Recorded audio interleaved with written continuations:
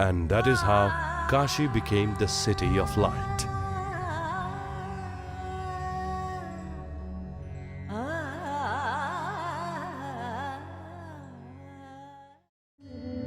Sadhguru, one has heard so much about this city.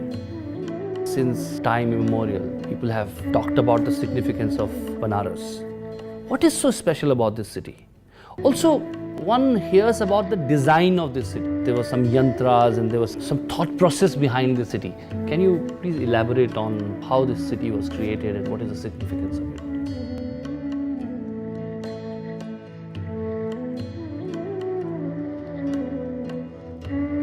Yantra means a machine or a mechanism.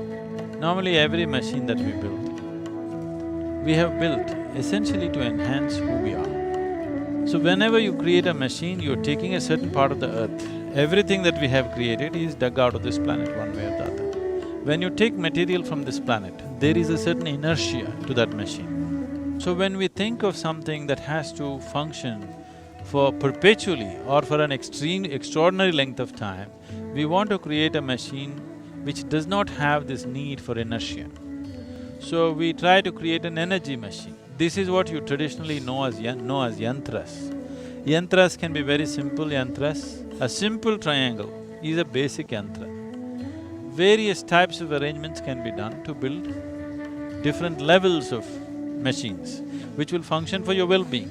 So this Kashi is a phenomenal yantra, like never before or never after, to create a large human body, a magnificent human body which doesn't have the inertia of carrying physicality with it, so that it will be on all the time and it can just download the whole process. Solar system is like a potter's wheel. Because it's turning in a certain way, this manifested this way. This is a pot that has been churned out of this potter's wheel of solar system. So it's all very related. The diameter of the sun and the distance between the sun and the earth is 108 times. And within your own system, out of 114 chakras, 112 are in the physical body. But when it comes to doing something, there are only 108 that you can work with. The other four will just blossom if you nurture the rest. There's nothing to do about them. So there are 108 systems of yoga to activate 108 chakras in the body. The whole city was built like that. Because it's made of five elements and generally it's considered Shiva being a yogi and a Bhuteshwara, his number is 5. So, they built it to the dimensions of 5, the 5 kroshas and the diameter and the radius of the place is 5 kroshas. Like this, they built many layers. So this is showing you the fundamental geometry of Kashi. So, at the edge of the Ganga is where it begins, and these circles describe the parikrama, the outermost parikrama, totally measuring to 168 miles.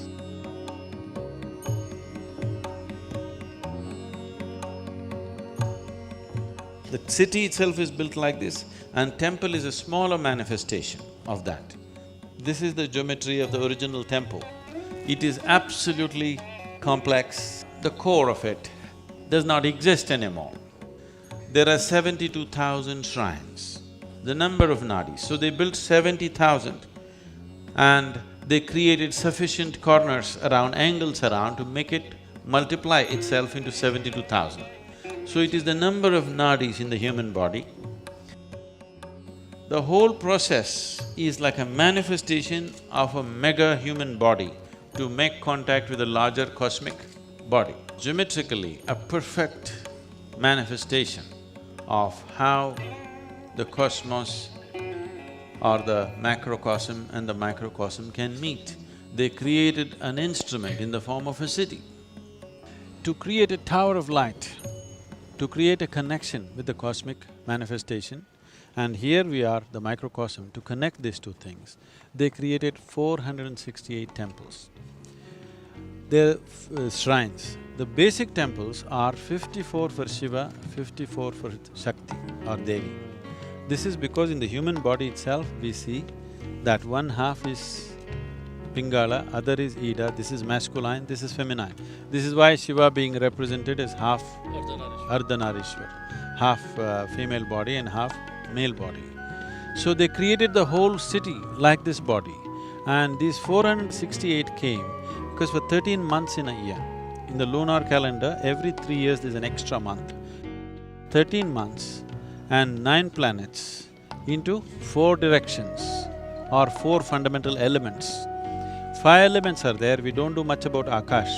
Your physical body is seen as 72% water, 12% earth, 6% air, 4% fire, another 6% is space. So if you have mastery over this, all yogic system comes from an essential science called Bhuta Shuddhi. That means mastering or cleansing the elements within you. If you take certain mastery over your elements, suddenly you will see wonderful things will happen to you. I can show you thousands of people who walked out of their physical ailments simply because they do some simple Bhuta Shuddhi process. So based on that, they created this. Whatever we saw as Sapta Rishi Puja, in tandem, in 468 temples, these things would be happening.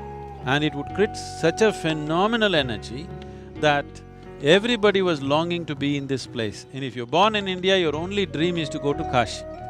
And it not only became a spiritual center, this was a center for music, arts, craft, and a commercial center and an educational center. The greatest minds in this country came from this place.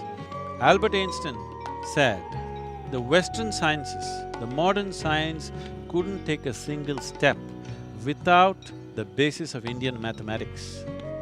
And that mathematic came from this place. The basis for that mathematic is here. And these things, the yantra, the way they created the city is so meticulous.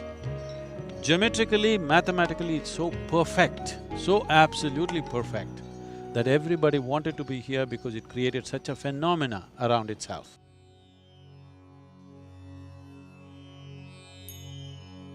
It's a misfortune that we were not alive when it was in full glory. It must have been the most phenomenal place for it to draw people from across the world. People have been traveling here from across the world for thousands of years. Gautama came here to give his first teaching. The Chinese traveler who came after Gautama, he says, Nalanda University is just a small drop of knowledge that fell out of Kashi. And Nalanda University has still been recognized as the greatest place of learning, not only of those times, they say even in today's world, you cannot compare another university with this. There were 30,000 monks studying in Nalanda and over 10,000 faculty, all kinds of subjects, every kind, Eastern, Western, every kind of subject. Mathematics reached its highest peak. All the people that you hear of, Aryabhatas and so many others, they all came from this region, all generated by the culture that was alive in Kashi. This level of intelligence and human competence came because of this instrument which allowed them to make contact with dimensions which are not usually available to a human being. It is not something that they logically thought up. They saw the existence the way it is. By seeing the nature of the creation, human intelligence matured in ways that nobody had ever imagined possible. Even today, it's in common language, but they may not know what's behind this. They say Kashi is not on the ground, it is on Shiva's Trishul up there. Because they created a physical structure which in turn generated an energy structure. And the energy structure is not on the ground, it is above. So because of this, they said, Kashi is not on the earth, it is above the earth. So it's because of that this whole tradition came up. If you go to Kashi, that is it. You don't want to leave the place because when you get connected to the cosmic nature, why would you want to go anywhere else? Sadhguru, the first thing you notice when you enter Kashi is the number of temples. There are many, many, many temples here. So many of them. Why have so many temples? Is it that this is a place for many gods? You primarily hear about this being the place which belongs to Lord Shiva. But what about other temples? There are so many other temples here. It would be great to know more about that.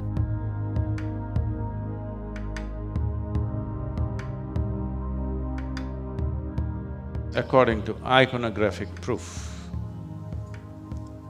the oldest piece of iconography or a coin which depicts Shiva is about 12,400 years old, where Shiva is sitting in Siddhasana like this and with a bull next to him. 12,400 years ago, if they had to make a coin, by then he was already an icon. That means maybe there are a few thousand years before that. The legend of Kashi 100% goes by the fundamental that he himself lived here. This is his winter place. He lived as an ascetic in the upper regions of Himalayas. He liked it there. He didn't mind the cold. If it got too cold, he smeared himself with ash from the cremation grounds and that kept him going. But when he got married to a princess,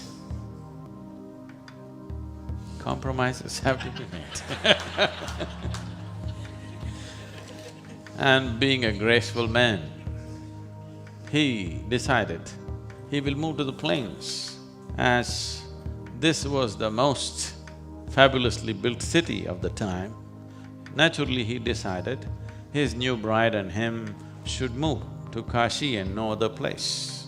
And he moved to Kashi.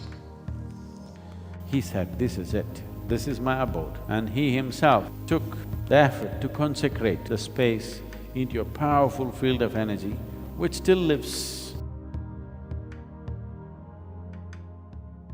There's a beautiful story. Shiva himself left Kashi because of some political reasons. Yes. There was a king called Divodasa. Divodasa became a phenomenal king. So, because the gods were afraid that Kashi may lose its reverberance if it's not properly managed, so they asked him to become the king. But he put a condition that if I have to be the king, Shiva has to leave the place. Because anyway people will go after him, I will sit in the palace, what kind of king am I? Shiva has to leave. So Shiva along with Parvati left to Mount Mandara. He went there and he could not stay. He wanted to come back to Kashi, but there's a political condition that he cannot come back to Kashi. So he said, "Get this Divodasa out, I want to go." So he sent 64 yoginis. He said, "Somehow corrupt the king. Once we find some fault in him, we can send him packing and I'll come back." They came here, they entrenched themselves all over the society, wanting to corrupt the society, but they loved the place so much, they forgot the mission. They didn't go back. Then he sent Surya Deva. He came here, he loved the place so much. People, all the Aditya temples are for him. He came and he loved it so much and he didn't go back. Then he sent Brahma. Brahma himself came and he loved it and he didn't go back. Then he said, "I cannot trust any of these people." And he sent his own ganas. They cannot forget Shiva, they are his people. But they loved the place so much. They thought this is the only place Shiva should live, not Mount Mandara. And they became Dwarapalakas of this city. They said, "Anyway he has to come, there's no point we going back." Then Divodasa was tempted with mukti. He did not fall for any kind of other things they created, corruptions. He was incorruptible, but he was tempted with mukti and he took it. Then Shiva came back. So, There's a temple called Avimuktheshwara because Shiva promised he will never leave Kashi. Whatever happens, I will not leave Kashi. So these are all stories to tell you how much they long to be here, not because of pleasures, because of the possibility that the city offered. Because the city was not just a dwelling place, it was a mechanism to go beyond all limitations. It was a mechanism for this tiny little organism to connect with the larger organism of the cosmos.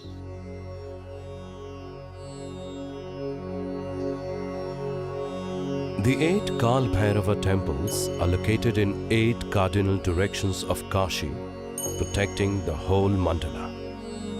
These are Unmat Bhairava, Krodhana Bhairava, Kapala Bhairava, Asitanga Bhairava, Chanda Bhairava, Ruru Bhairava, Bhishana Bhairava and Samhara Bhairava. In the Kashi Khanda Purana, the Kashi Kshetra is said to be standing upon Shiva's Trishul, and 3 main temples form the 3 points of the trident. These 3 main temples act as the fulcrum for the mandala. They are Omkareshwara in the north, Vishveshwara in the middle and Kedareshwara in the south.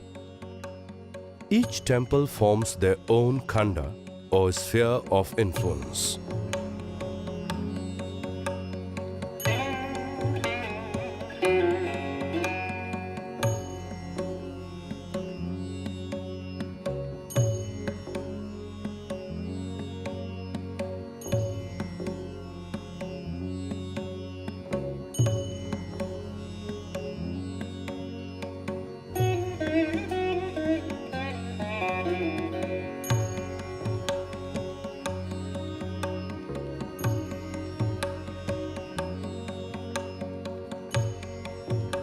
Along the 8 directions, 56 Ganesha temples have been established in 7 concentric circles. Their walk of devotion to visit these 56 shrines takes the pilgrims in a natural clockwise spiral that ends at the Kashi Vishwanath temple. There are also 64 Yogini temples, 12 sun temples, 9 temples for Navdurgas, 9 Chandi temples, and many others which form the 468 major shrines of Kashi. The 12 Aditya or sun temples are also located in accordance with the transition of the sun through half of the year from Dakshinayana to Uttarayana.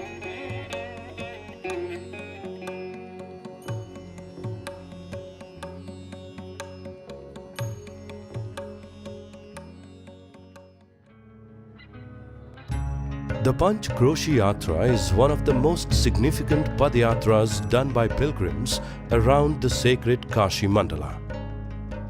Along this route, there are 108 shrines to which pilgrims travel by foot. There are 5 major villages where pilgrims can rest and even stay overnight. Even today, gold trees built by kings a few hundred years ago are still intact.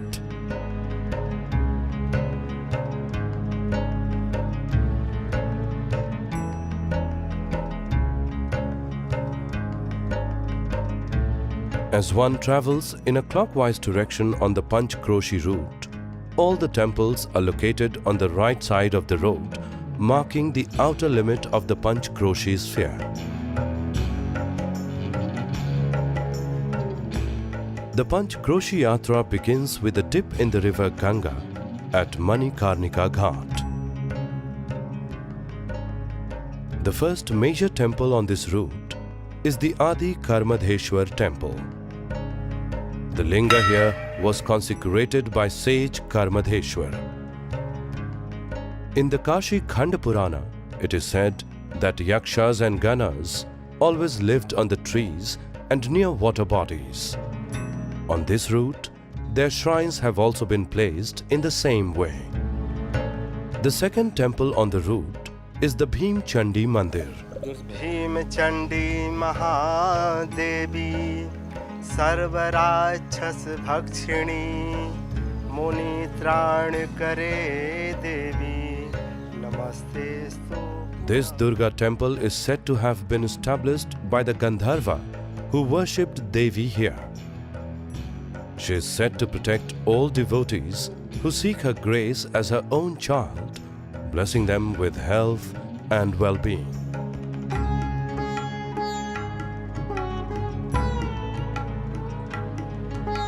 The third is Dehali Vinayak Temple. This temple is directly in line with the Kashi Vishwanath temple, marking the halfway mark of the Yatra. It is said that before entering Kashi, Lord Rama meditated here. The fourth is the Rameshwaram Temple. This temple is said to be a replica of the Rameshwaram Temple in the south.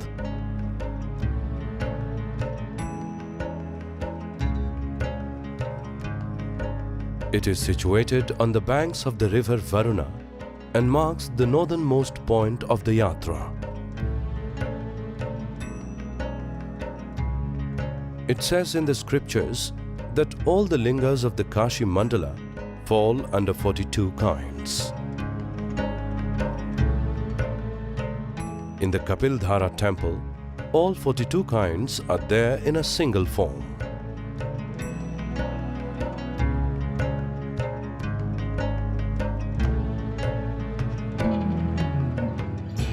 The Pasupani Vinayaka and Kapilidhara temples mark the end of the Panch Kroshi Yatra.